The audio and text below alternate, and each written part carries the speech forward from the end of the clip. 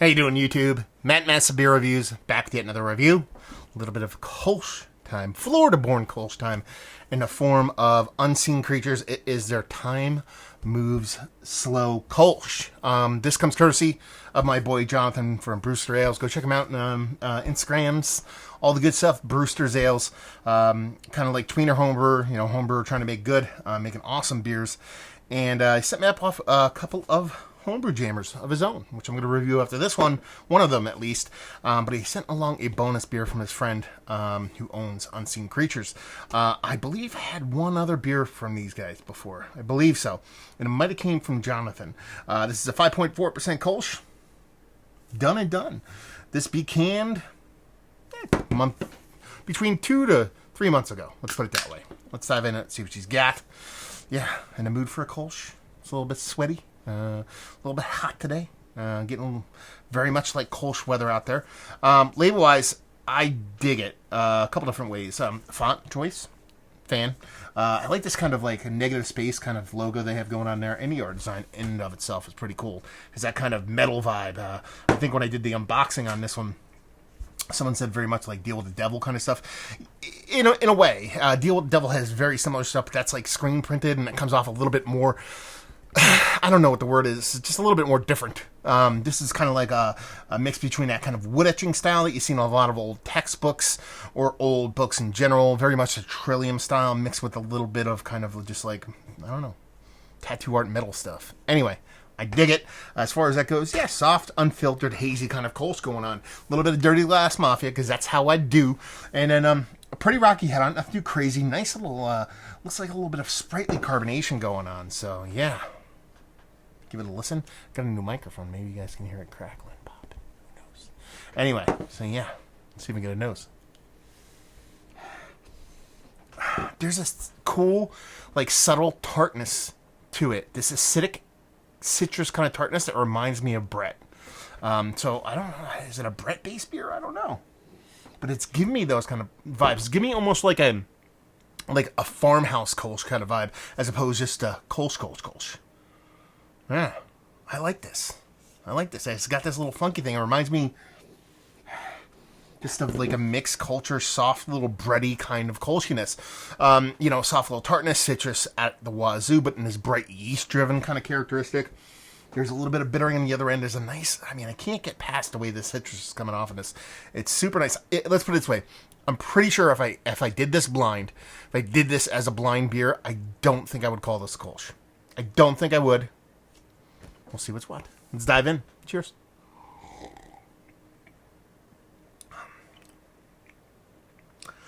I get it, though. I do. Because it does have this kind of soft kind of, like almost like Pilsnery minus the lager kind of vibe to it, which is essentially how I look at Kolsch's.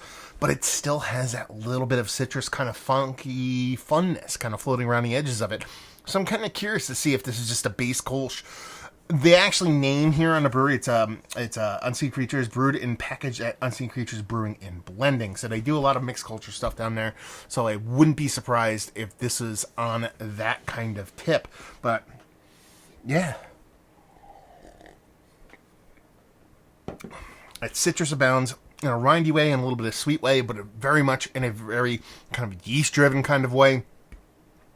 There's a nice bittering on the back end, a little bit more kind of like herbal, kind of tea-like kind of bittering, verging into a little bit of pulpiness because of the way that citrus kind of makes your mind kind of work, as opposed to any kind of fruit or melon or something like that. Melon's typically a lot, big fruit I get on a lot of Kolsch's and stuff like that.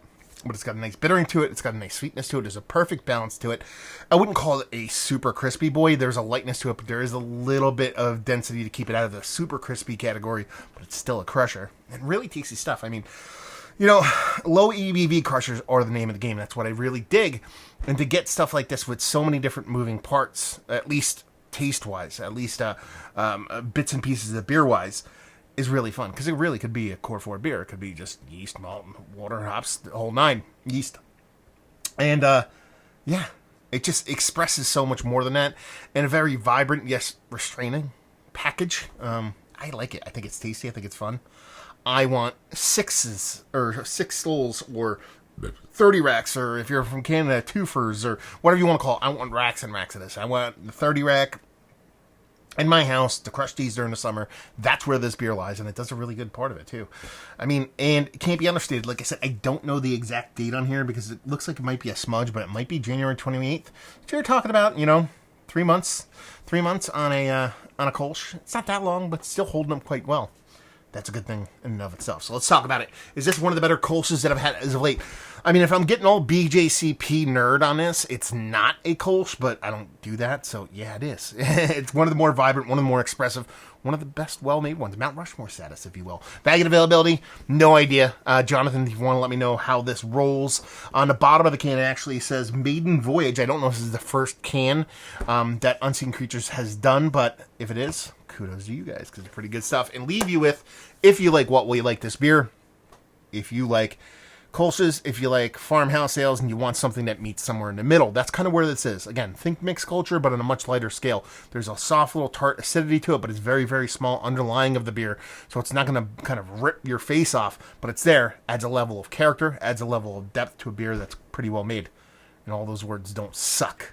So there you go, another review in the books. Hopefully you guys enjoyed it. Down there if you want to talk about it. Massive Beers if you want to check me out doing the social media stuff. Beer Massive. Want to check me out doing the whole podcasting thing. And hopefully you guys enjoyed the review. Hopefully you're enjoying a nice little Kolsch right now. And hopefully see you next time. Cheers.